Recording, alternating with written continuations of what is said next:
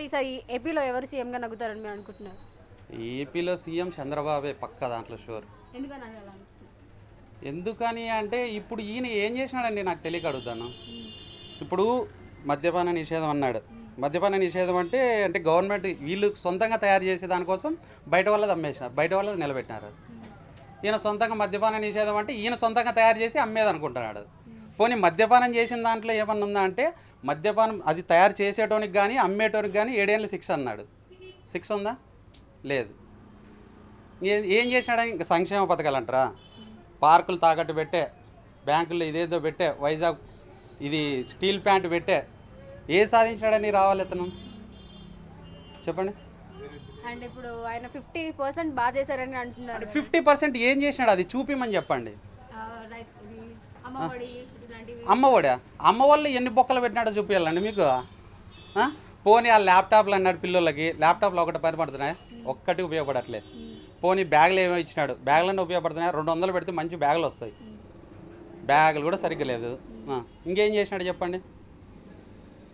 చెప్పండి ఏ క్వశ్చన్లు మీరు అడగండి, నేను ఆన్సర్ ఇస్తాను. అండ్ ఇప్పుడు చంద్రబాబు గారు ఈ డెవలప్మెంట్ చేస్తారని మీరు అనుకుంటున్నారు, కానీ ఆయన ఇప్పుడు ఈ జనరేషన్కి తగ్గట్టు చేస్తారని మీరు అనుకుంటున్నారా? కన్ఫామ్గా చేస్తాడండి. ఆయన విజన్ ఇప్పుడు కొన్ని చెప్తాను. ఇప్పుడు ప్రస్తుతానికి నాది అనంతపూర్. సో కియా పెట్టినాడు, ఎన్ని వేల మందికి జాబ్స్ వచ్చాయండి? వచ్చాయి కదా. అమర్ రాజన్ అదేదో బ్యాటరీ పెట్టా, జాకీ ఉండే, ఆయన డెవలప్మెంట్ సంపద సృష్టిస్తున్నాడు. ఆయన పెట్టట్లేదు కదా, ఒకరి దగ్గర పోయి తీసుకొచ్చి పెట్టట్లేదు, ఈడ ఓన్గా సంపాదించి 10 మందికి పెడుతున్నాడు. ఇప్పుడు ఈయన ఏం చేసినాడు చెప్పండి, ఒక్క కంపెనీ పేరు చెప్పండి. ఓ కోడిగుడ్డు మంత్రి కానీ, వీళ్ళేది ఫైనాన్స్ మినిస్టర్ కానీ, ఓ సజ్జల కానీ, ఈ అదేది సంక్రాంతి సంబరాల రాంబాబు కానీ, ఒకటి చెప్పండి.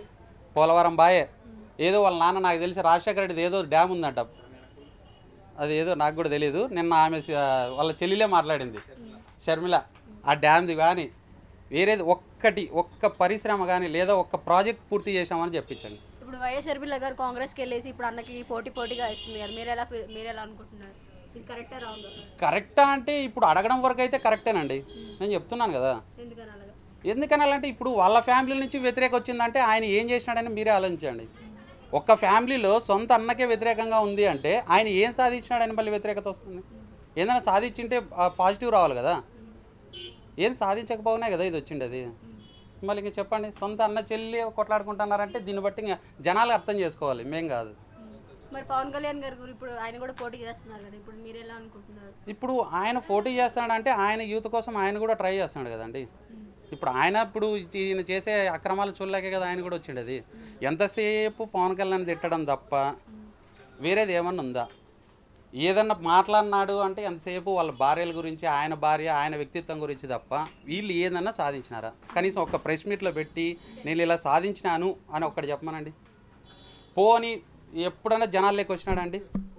ఎప్పటి నుంచో పెంచుకుంటే చెట్లను కూడా నరికేస్తున్నారు ఆయన వస్తా అంటే.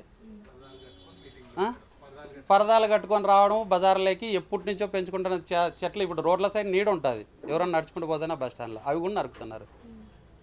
అంటే ఆయన వస్తే చెట్లు కూడా భయమా, లేకపోతే జనాలను చూసి భయపడుతున్నాడు ఆయన? నాకు అర్థం కాదు. జనాలను చూసి భయపడ్డాడు అయితే పరదాలు కట్టాల్సిన అవసరం లేదు, చెట్లు నరకాల్సిన అవసరం లేదు కదా. చెప్పండి. అంటే ఇప్పుడు షర్మిల గారు మొన్న అన్నారు, నేను పాదయాత్ర చేస్తేనే మీరు ఇట్లా సీఎంగా అయ్యారు, ఇప్పుడు మీరు ఏం చేయట్లేదు జనాలకి రావట్లేదు. అప్పుడు ఏం చేశారండి? అప్పుడు ఏం చేశారు? ఒక్క ఛాన్స్ అన్నారు, ఒక ఛాన్స్ ఇచ్చినారు. ఛాన్స్లో ఏం చేసినారు? ఒక ఛాన్స్ ఇస్తే ప్రతి ఇంటికి బంగారం ఇస్తాను, ప్రతి ఇంటికి కార్ ఇస్తాను అంటే ఇప్పుడు నాకు ఒక డౌట్ అడుగుతాను. ఇప్పుడు మీరు మీ అమ్మ నాన్నలు సంపాదించిన ఆస్తి ఒకటి ఉంటుంది, దాని మీద మీ పేర్లు ఉండాలి. ఇప్పుడు అది గవర్నమెంట్కి దగ్గర పెడితే ఎందుకు అమ్మడండి? ఇప్పుడు పార్కులు సీసీ కెమెరాలు తాకట్టు పెట్టాడు, సీసీ కెమెరాలు 500 కోట్లకేమో తాకట్టు పెట్టినాడు. ఇప్పుడు అదే భూమి ఆయన దగ్గర పెట్టాలంట.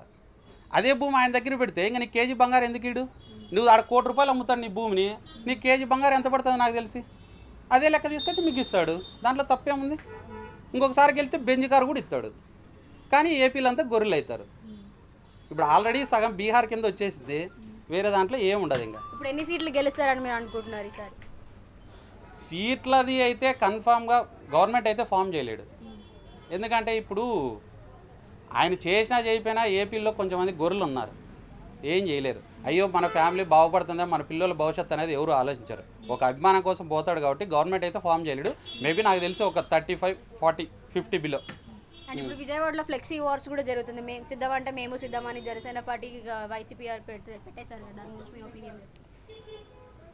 పార్టీలు గొడవ అంటే ఇప్పుడు నేను ఒకటి చెప్తాను. ఆయన ఏం చెప్పినాడు, ఫ్లెక్సీల గురించి మేము అదేదో కొంచెం కాస్ట్లీ అయినా క్లాత్ ఏదో పెట్టమన్నాడు. అంటే చెప్పేవానికే నీతులు కానీ చేసేది ఉండదా అని నేను చెప్తాను. ఆయనే కదా చెప్పింది, ఇప్పుడు ఆయనే కదా ఇది చేస్తున్నాడు. మీకు దాంట్లో ఏముంది చెప్పండి. వాళ్ళు పెట్టినట్లు వీళ్ళు ఉంటారు. వాళ్ళకి ఎంత ఉంటుందో మాకు అంతే ఉంటుంది కదా, ఎవరికైనా అంతే ఉంటుంది. ఎవరింటికి వాడే హీరో. జగన్ గారు మాదే ఏపీలో ఎడ్యుకేషన్ నెంబర్ 1 అని అంటున్నారు కదా, దాని గురించి మీ ఒపీనియన్ ఏంటండి? ఎడ్యుకేషన్ నెంబర్ 1 అంటే ఏమిట్లా ఎడ్యుకేషన్ నెంబర్ 1? కాలేజెస్ కానీ స్కూల్స్ కానీ ఇట్లాంటివి. కాలేజెస్ స్కూల్స్ అంటే రంగులు వేసుకోవడమా?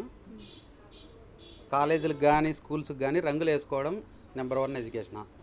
అంత మంచి ఎడ్యుకేషన్ ఉంటే ఇప్పుడు బొత్స మన ఏమన్నాడండి, 2.5 లక్షల జాబ్ల గురించి అడిగితే ఏదో నిరుద్యోగత ఏదో అని మాట్లాడుతున్నాడు. ఎడ్యుకేషన్ ఓకేనే కాదన్నట్లు, ఎడ్యుకేషన్ తగ్గట్టు పరిశ్రమలు ఇవన్నీ కావాలి కదా, జాబ్స్ ఎక్కడిచ్చాడు ఎడ్యుకేషన్ నేను అడుగుతున్నా.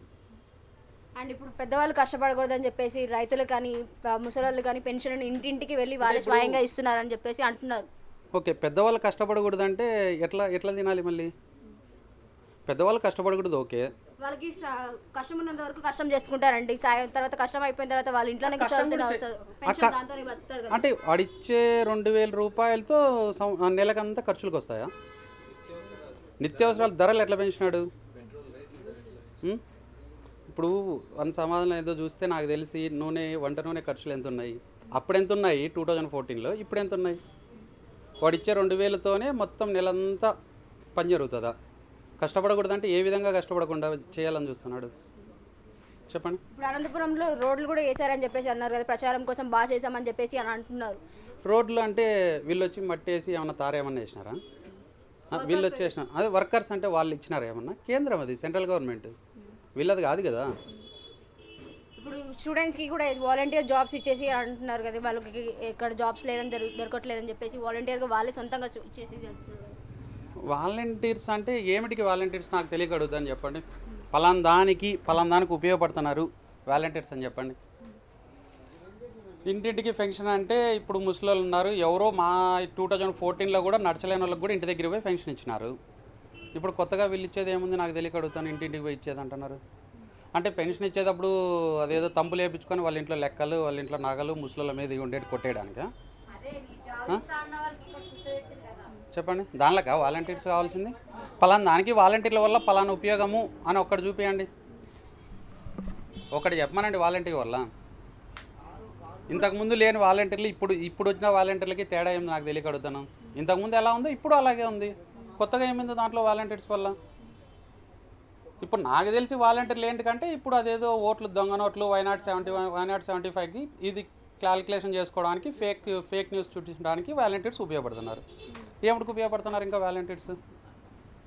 ఇప్పుడు 1 లాస్ట్ ఛాన్స్, ఒక ఛాన్స్ అని పవన్ కళ్యాణ్ గారు, మరొక ఛాన్స్ అని జగన్ గారు, చివరి ఛాన్స్ అని చెప్పేసి చంద్రబాబు గారు. ఇప్పుడు చంద్రబాబు గారు పవన్ కళ్యాణ్ కలిశారు కాబట్టి అది ఒక ఛాన్స్ అవుతుంది. ఇందులో మీరు ఎవరికి ఛాన్స్ ఇచ్చే అవకాశం ఉందని మీరు అనుకుంటున్నారు?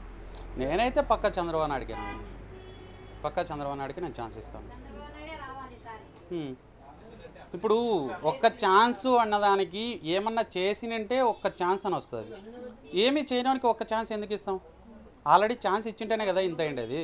ఇంక ఇప్పుడు ఇంకో 2వ ఛాన్స్ ఇస్తే మేము ఊరు వేసుకోవాలి ఇంకా అదే ఫ్యాన్కి. ఏం చేయాలో చెప్పండి? చంద్రబాబు నాయుడికి ఛాన్స్ ఇవ్వాలి.